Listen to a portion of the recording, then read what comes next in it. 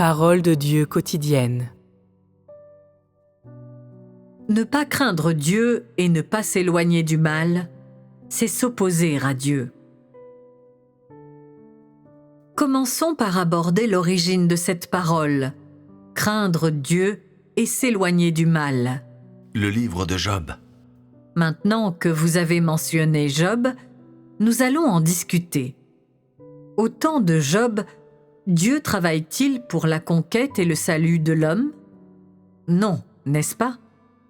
Et en tant que Job était concerné, quelle connaissance de Dieu avait-il à l'époque?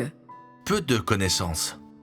Et comment cette connaissance de Dieu se compare-t-elle à la connaissance que vous avez en ce moment? Comment se fait-il que vous n'osiez pas répondre à cette question? La connaissance de Job était-elle plus ou moins égale à la connaissance que vous avez en ce moment? Moins. C'est une question très facile à répondre. Moins, c'est certain. Vous êtes maintenant face à face avec Dieu et face à face avec la parole de Dieu. Votre connaissance de Dieu dépasse grandement celle de Job. Pourquoi est-ce que je soulève ce point? Pourquoi est-ce que je parle ainsi? Je voudrais vous expliquer un fait, mais avant de le faire, je veux vous poser une question. Job connaissait très peu au sujet de Dieu, mais il craignait Dieu et s'éloignait du mal. Pourquoi alors les gens aujourd'hui n'y parviennent-ils pas? Corruption profonde. Corruption profonde, c'est la surface de la question, mais je ne la considérerai jamais de cette manière. Vous prenez souvent des doctrines et des lettres dont vous parlez communément comme corruption profonde, se rebeller contre Dieu, déloyauté envers Dieu, désobéissance, ne pas aimer la vérité, et vous utilisez ces phrases pour expliquer l'essence de toute question. C'est une mauvaise façon de pratiquer. Utiliser la même réponse pour expliquer des questions de nature différente, cela soulève inévitablement des soupçons de blasphème contre la vérité et Dieu. Je n'aime pas entendre ce genre de réponse. Réfléchissez. Aucun d'entre vous n'a réfléchi sur cette question, mais je m'y arrête chaque jour et je peux la sentir chaque jour. Ainsi faites-vous et je vous observe. Quand vous le faites, vous ne pouvez pas sentir l'essence de cette question. Mais quand je la vois, je peux voir son essence et je peux aussi sentir son essence. Alors, quelle est cette essence? Pourquoi les gens de nos jours ne peuvent-ils pas craindre Dieu et s'éloigner du mal? Vos réponses sont loin de réussir à expliquer l'essence de cette question et elles ne peuvent pas résoudre l'essence de cette question. C'est qu'il y a une source que vous ne connaissez pas. Quelle est cette source? Je sais que vous voulez le savoir. Alors, je vais vous dire quelle est la source de cette question. Au tout début de l'œuvre de Dieu, comment Dieu considérait-il l'homme? Dieu a sauvé l'homme. Il considérait l'homme comme un membre de sa famille, comme l'objet de son œuvre, comme ce qu'il voulait conquérir, sauver, et comme ce qu'il voulait perfectionner. Telle était l'attitude de Dieu envers l'homme au début de son œuvre. Mais quelle était l'attitude de l'homme envers Dieu à ce moment-là? Dieu était étrange pour l'homme, et l'homme considérait Dieu comme un étranger. On pourrait dire que l'attitude de l'homme envers Dieu n'était pas correcte et que l'homme ne savait pas très bien comment il devait traiter Dieu. Donc, il a traité Dieu comme bon lui semblait et a fait tout ce qu'il voulait. L'homme avait-il un point de vue sur Dieu? Au début, l'homme n'avait aucun point de vue sur Dieu. Le soi-disant point de vue de l'homme sur Dieu ne consistait que de quelques conceptions et imaginations au sujet de Dieu. Ce qui était conforme aux conceptions des gens était accepté. Ce qui n'était pas conforme faisait l'objet d'une désobéissance superficielle, mais dans leur cœur, les gens l'affrontaient fortement et s'y opposaient. Telle était la relation entre l'homme et Dieu au commencement. Dieu considérait l'homme comme un membre de sa famille, mais l'homme traitait Dieu comme un étranger. Mais après que Dieu a accompli son œuvre un certain temps, l'homme en est venu à comprendre ce que Dieu cherchait à atteindre. Les gens en sont venus à savoir que Dieu était le vrai Dieu, et ils ont découvert ce que l'homme pourrait obtenir de Dieu. Comment l'homme considérait-il Dieu alors ?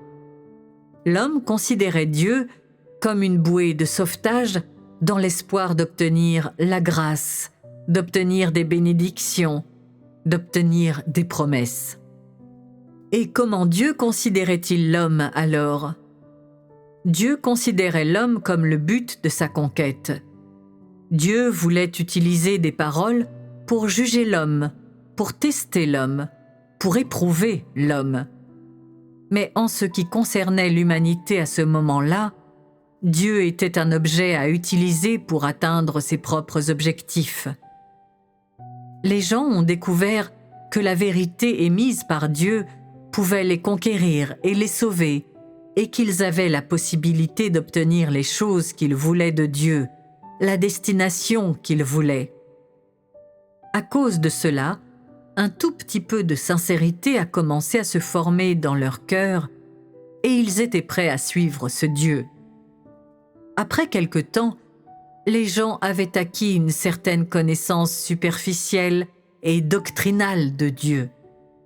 On pourrait dire que l'homme était de plus en plus familier avec Dieu. L'homme était de plus en plus familier avec la parole de Dieu, sa prédication, la vérité qu'il avait émise et son œuvre. Donc, les gens pensaient à tort que Dieu n'était plus étrange et qu'il marchait déjà sur le chemin de la compatibilité avec Dieu. Jusqu'à maintenant, les gens ont écouté plusieurs sermons sur la vérité et ont beaucoup fait l'expérience de l'œuvre de Dieu.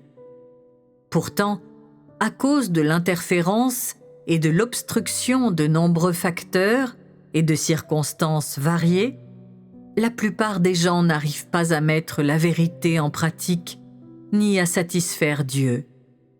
Les gens sont de plus en plus lâches, manquent de plus en plus de confiance. Ils sentent de plus en plus que leur propre fin est inconnue. Ils n'osent pas accepter des idées extravagantes et ne cherchent pas à progresser. Ils ne font que suivre à contre-cœur, avançant un pas à la fois. En ce qui concerne l'état actuel de l'homme, quelle est l'attitude de Dieu envers l'homme ? L'unique désir de Dieu est de donner ses vérités à l'homme, d'imprégner sa voix dans l'homme et ensuite de préparer diverses circonstances afin de tester l'homme de différentes manières. Son but est d'utiliser ses paroles, ses vérités et son œuvre pour amener l'homme à craindre Dieu et à s'éloigner du mal. La plupart des gens que j'ai vus considèrent simplement la parole de Dieu comme une doctrine, comme des lettres, comme des règlements à observer. Quand ils vivent leur quotidien, quand ils parlent ou font face à des épreuves, ils ne considèrent pas la voie de Dieu comme une voie à suivre. C'est particulièrement vrai lorsque les gens affrontent de grandes épreuves. Je n'ai vu aucune personne orientée vers la crainte de Dieu et l'éloignement du mal. À cause de cela, l'attitude de Dieu envers l'homme affiche un dégoût et une répugnance extrême. Après que Dieu a éprouvé des personnes à plusieurs reprises, voire des centaines de fois, elles n'ont toujours pas une attitude qui démontre clairement leur détermination. Je veux craindre Dieu et m'éloigner du mal. Puisque ces personnes n'ont pas cette détermination et qu'elles ne la manifestent pas, l'attitude présente de Dieu envers elles n'est plus la même que dans le passé quand il accordait sa miséricorde, sa tolérance son endurance et sa patience. Au contraire, il est extrêmement déçu par l'homme. Qui est à la source de cette déception? De qui dépend le genre d'attitude que Dieu a envers l'homme? Cela dépend de chaque personne qui suit Dieu. Au cours de ces nombreuses années de travail, Dieu a présenté plusieurs exigences à l'homme et a rangé de nombreuses circonstances pour l'homme. Mais peu importe la pratique de l'homme et peu importe l'attitude de l'homme envers Dieu, la pratique de l'homme ne peut pas être clairement en accord avec l'objectif de la crainte de Dieu et de l'éloignement du mal. Ainsi, je vais tout résumer en une seule phrase et utiliser cette phrase pour expliquer tout ce que nous venons de mentionner sur la raison pour laquelle les gens ne peuvent pas marcher dans la voie de Dieu, craindre Dieu et s'éloigner du mal. Qu'est-ce que cela signifie? Cela signifie que Dieu considère l'homme comme l'objet de son salut, l'objet de son œuvre, mais que l'homme considère Dieu comme son ennemi, comme son opposé. Comprends-tu bien cette affaire maintenant?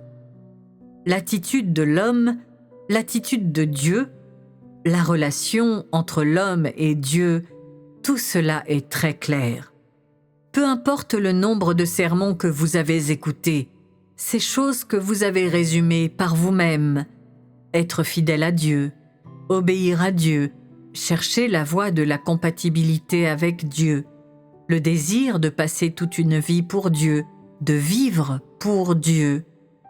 Pour moi, ces choses n'indiquent pas une conscience de marcher dans la voie de Dieu, c'est-à-dire craindre Dieu et s'éloigner du mal. Plutôt, elles sont des moyens par lesquels vous pouvez atteindre certains objectifs. Pour atteindre ces objectifs, vous observez certains règlements à contre-cœur. Et ce sont précisément ces règlements qui éloignent les gens encore plus de la voie de la crainte de Dieu et de l'éloignement du mal, et opposent Dieu et l'homme une fois de plus. La question que nous discutons aujourd'hui est un peu lourde, mais peu importe. J'espère quand même que dans vos expériences à venir et dans les temps à venir, vous pourrez faire ce que je viens de vous dire. Ne négligez pas Dieu. Ne le considérez pas comme de l'air, comme s'il existait au moment où il peut vous être utile et n'existait pas quand il ne vous est pas utile. Quand tu as inconsciemment cette sorte de compréhension, tu as déjà exaspéré Dieu. Peut-être y a-t-il des gens qui disent « Je ne considère pas Dieu comme de l'air, je prie toujours Dieu, je satisfais toujours Dieu et tout ce que je fais s'insère dans les limites, la norme et les principes exigés par Dieu. Je ne procède certainement pas selon mes propres idées. Oui, ta manière de faire est correcte. Mais quelle est ta manière de penser quand tu affrontes une chose? Comment pratiques-tu lorsque tu affrontes une chose? Certaines gens sentent que Dieu existe quand ils le prient et lui font appel. Mais face à une chose, ils trouvent leurs propres idées et veulent les respecter. Cela fait de Dieu de l'air. Ce type de situation rend Dieu inexistant. Les gens pensent que Dieu devrait exister quand ils ont besoin de lui, et quand ils n'ont pas besoin de Dieu, il ne devrait pas exister. Les gens pensent qu'il suffit d'avoir ses idées propres pour pratiquer. Ils croient qu'ils peuvent agir comme il leur plaît. Ils pensent tout simplement qu'ils n'ont pas besoin de chercher la voie de Dieu. Les gens qui sont actuellement dans ce genre de conditions, dans ce genre d'état, ne côtoient-ils pas le danger? Certains disent « Peu importe que je côtoie le danger ou non, j'ai la foi depuis très longtemps et je crois que Dieu ne m'abandonnera pas, car il ne pourrait pas supporter de m'abandonner. » D'autres disent Même quand j'étais dans le sein de ma mère, je croyais au Seigneur et j'y crois encore aujourd'hui, 40 ou 50 ans en tout. En termes de temps, je suis très qualifiée pour être sauvée par Dieu. Je suis très qualifiée pour survivre.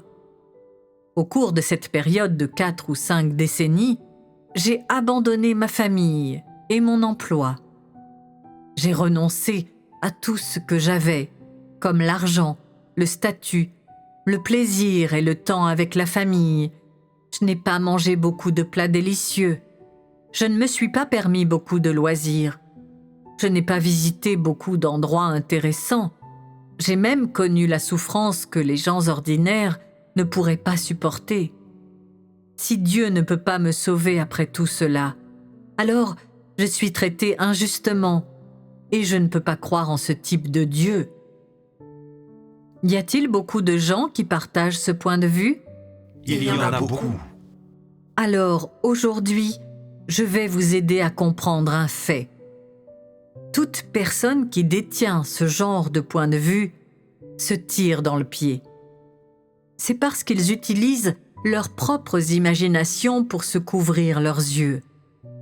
Ce sont précisément leurs imaginations et leurs propres conclusions qui remplacent la norme de ce que Dieu exige de l'homme, ce qui les retient d'accepter la véritable volonté de Dieu, faisant en sorte qu'ils ne peuvent pas sentir l'existence véritable de Dieu, qu'ils perdent leur possibilité d'être perfectionnés par Dieu et ne prennent aucune part à la promesse de Dieu, ni ne la partagent.